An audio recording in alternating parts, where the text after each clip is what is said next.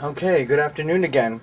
Now we're going to go over the female reproductive system, and the same things as before. Know the external structures, know the internal structures, and the one thing I'm also going to concentrate, as with the pictures that are already on Moodle, is that one chart regarding the menstrual cycle. Okay, because it's important to fertility, and it's also important to understanding the hormones that are in play regarding the menstrual cycle, which is the production of the single most viable ovum or egg in the female physiology or anatomy, or both. Okay, let's now go through and let's look at some of the internal genitalia. Now, of course, I find it funny why they jumped right to internal. Let me see if there's external.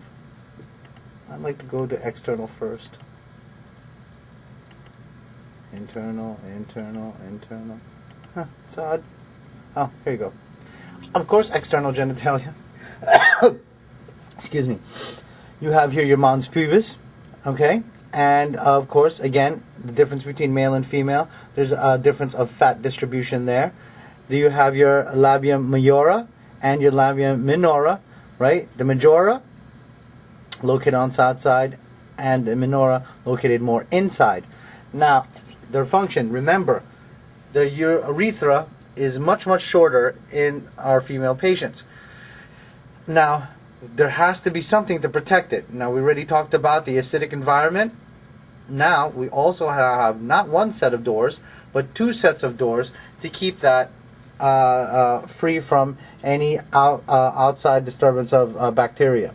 Because remember, our skin alone excuse me, has tons of bacteria. Now, you'll also notice there are two orifices. You have, of course, the vaginal opening, or the vaginal orifice, and the urethral orifice. Now, the one, urine will be coming out of there, and the other one, that is the one for, of course, obviously sexual intercourse.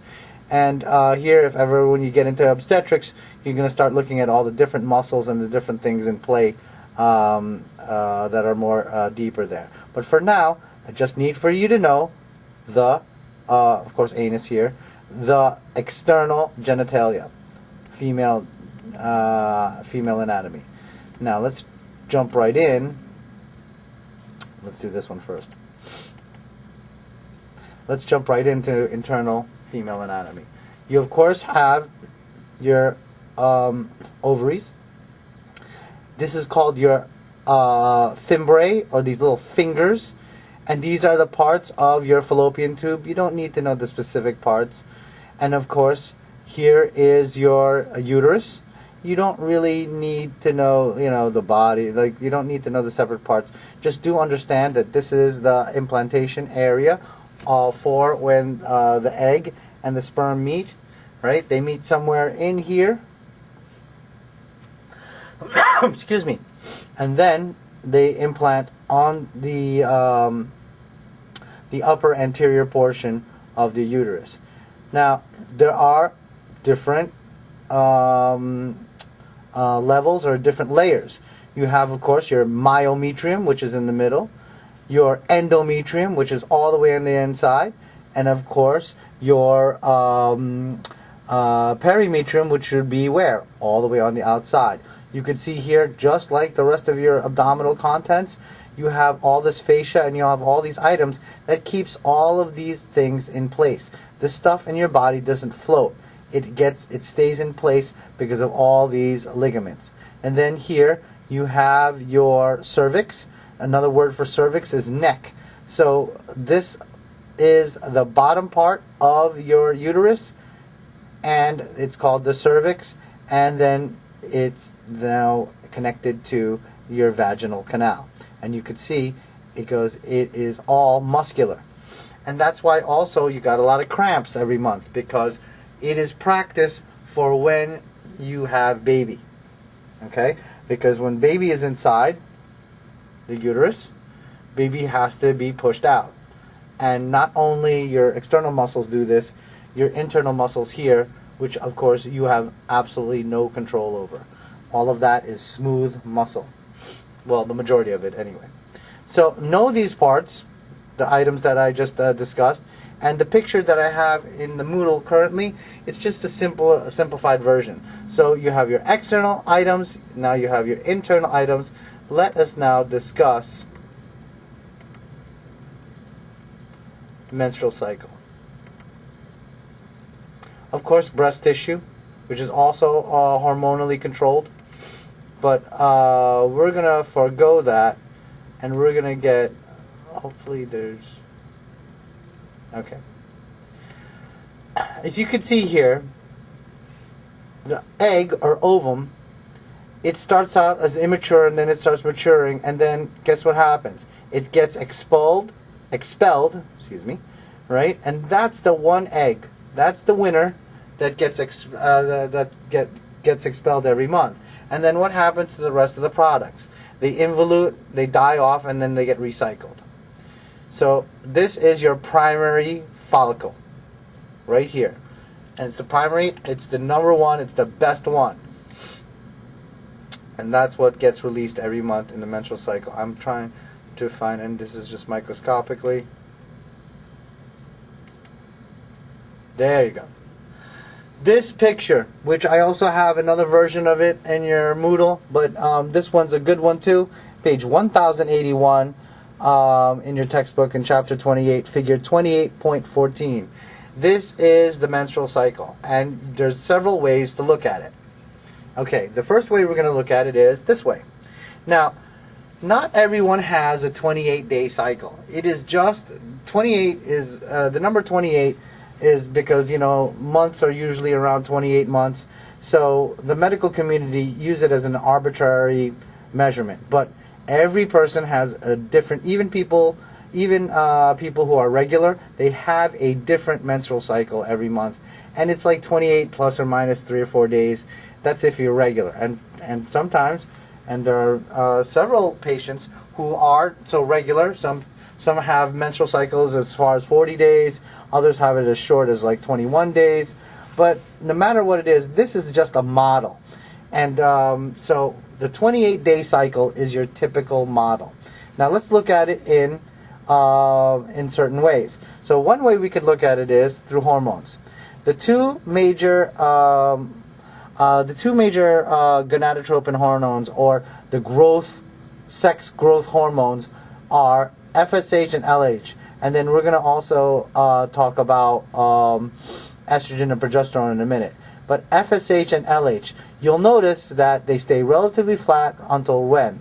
Right before day 14. And what's so special about day 14? That's ovulation. That's when the primary follicle or the main ovum gets released. You see, during the other days, it's growing, then gets released. And then from day like 17 on, it involutes, right? It shrinks, and then gets recycled back. And then back to here.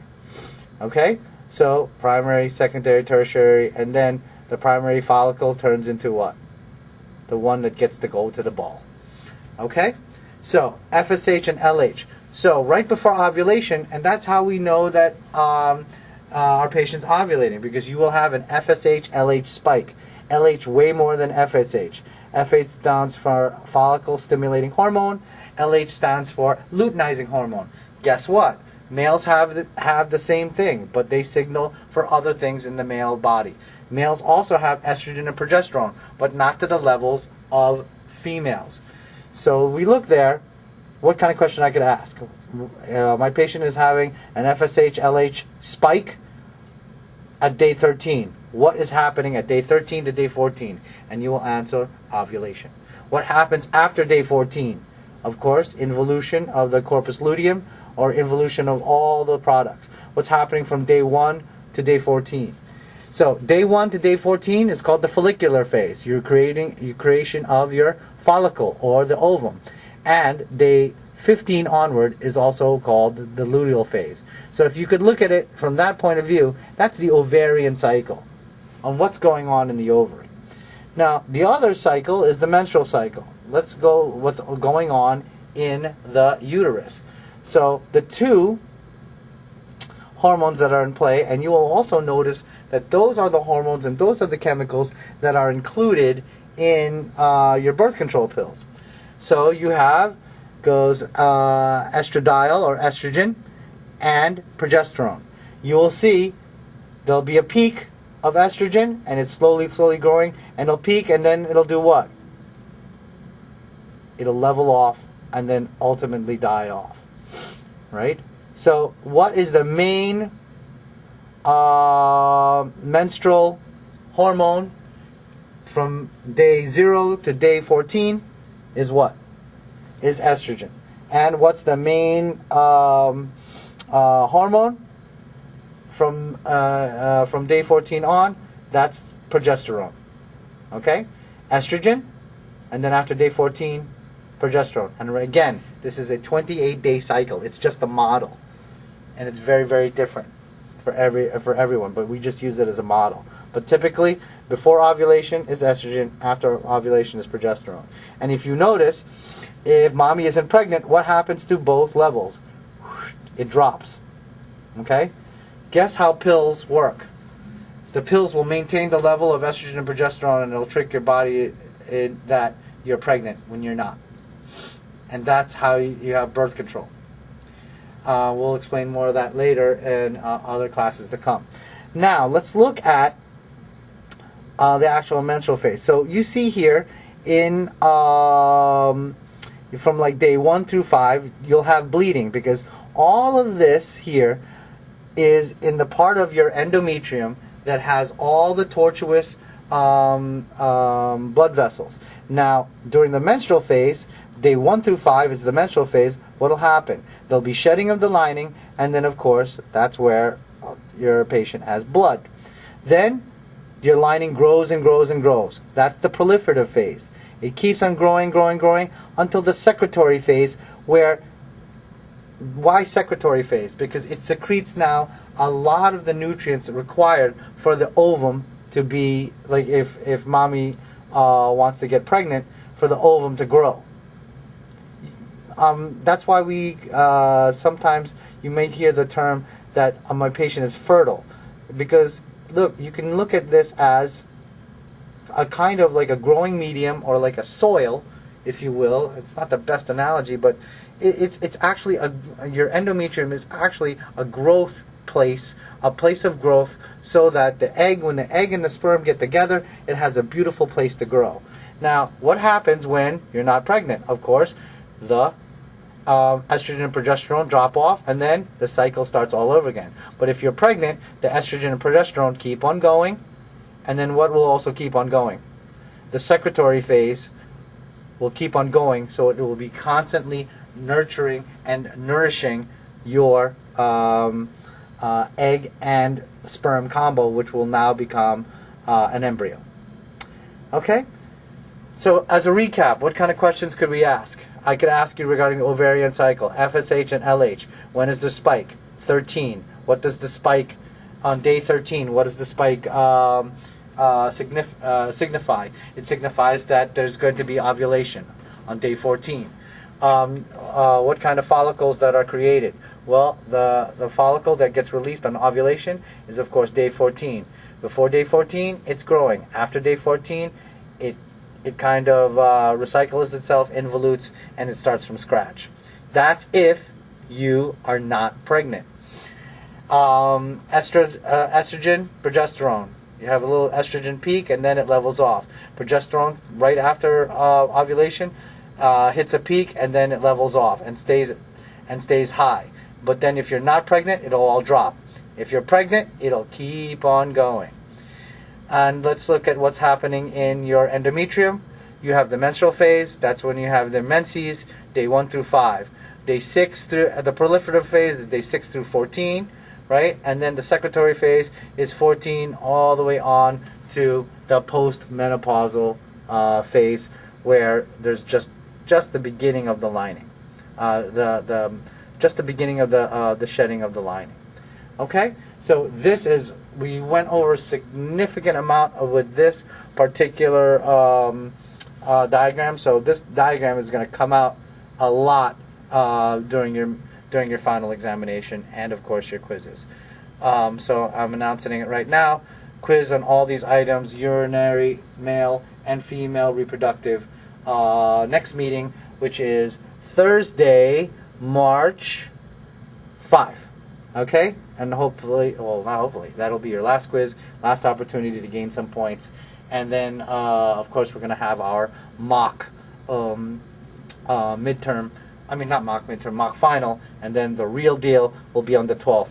Please, please, please do not miss the 5th. Do not miss the 12th. If you miss either or, it will be detrimental to your grade. And then we would have to appeal that to Dr. Kerbaugh. All right? Okay, everyone, have a great weekend. And please, please, please, study, study, study. Thank you.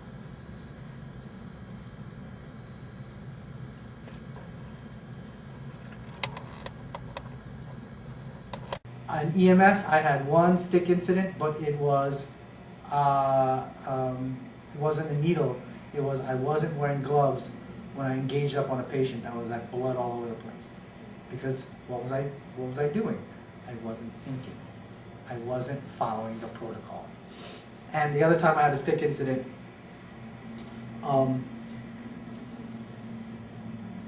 my partner didn't communicate that she was behind me, and she poked me with a needle, but the needle didn't touch any patient. She had already needle out, and I felt, boom, I'm like, oh, did you just? And she was like, oh, I'm so sorry. I'm like, damn it! But that's what? That's a stick incident, even though it didn't have any blood on it. I have to write up a report, and I have to, again, back to honesty. Remember our rules? I've got to own up. And she goes, oh, come on, it had no blood or anything on it. And I go, I remember her name. I'm like, Sherry. And he goes, you poked me with a needle. I'm bleeding. He goes, come on, you gotta own up. So we get into my trouble. She was a junior nurse. And I'm like, well, own up, and then don't make the mistake ever again. Here's the thing. Do you ever have somebody in the hospital work on you and start doing stuff on you? How many times I was in such a hurry, I took the wrong blood from the wrong person? I've done it a lot. Here's why. I'm fast. I'm smart. No. I did not follow the protocol. Protocol states what? Remember I told you, Jacob?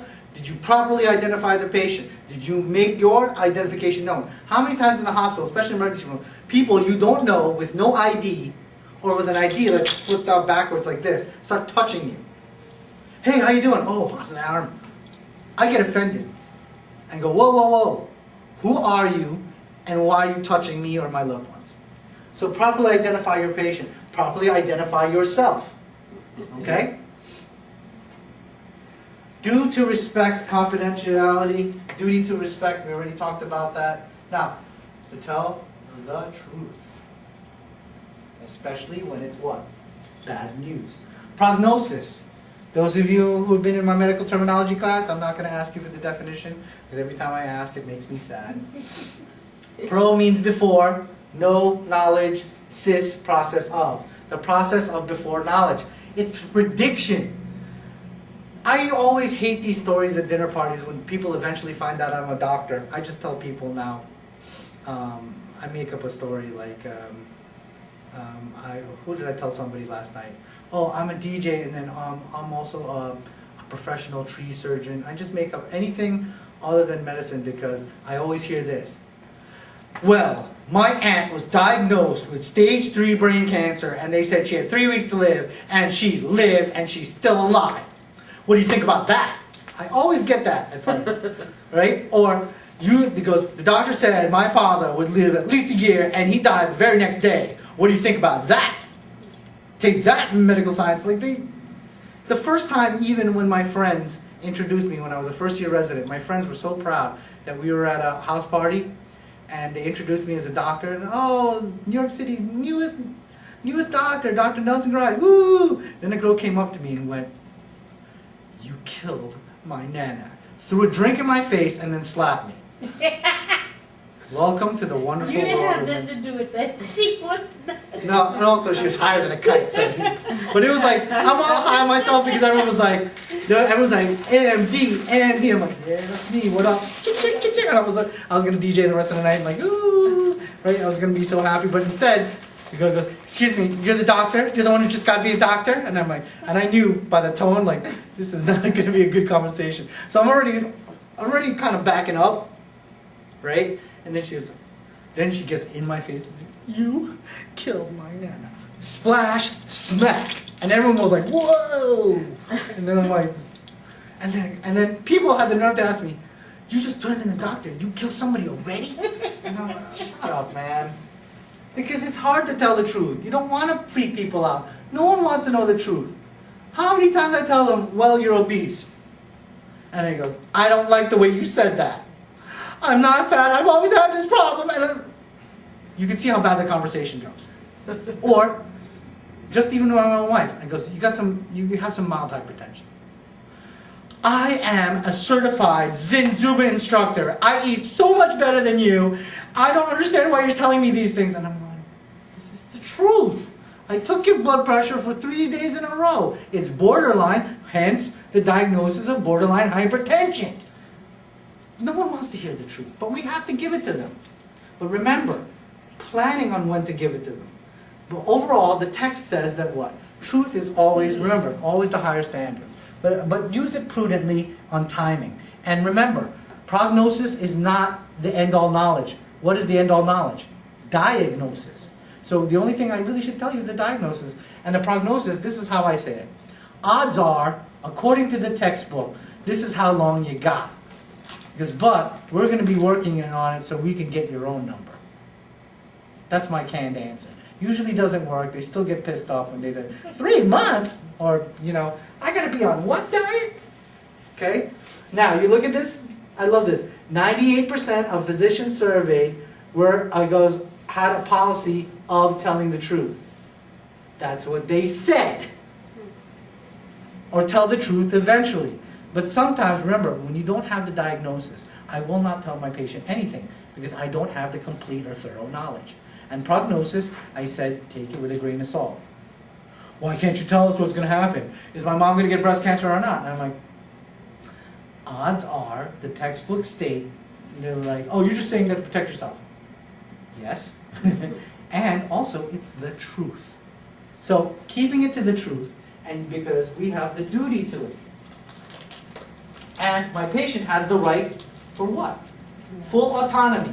How can you make a decision by yourself if you aren't given all the facts or all the relevant facts? Another thing that we also have to report to our patient immediately.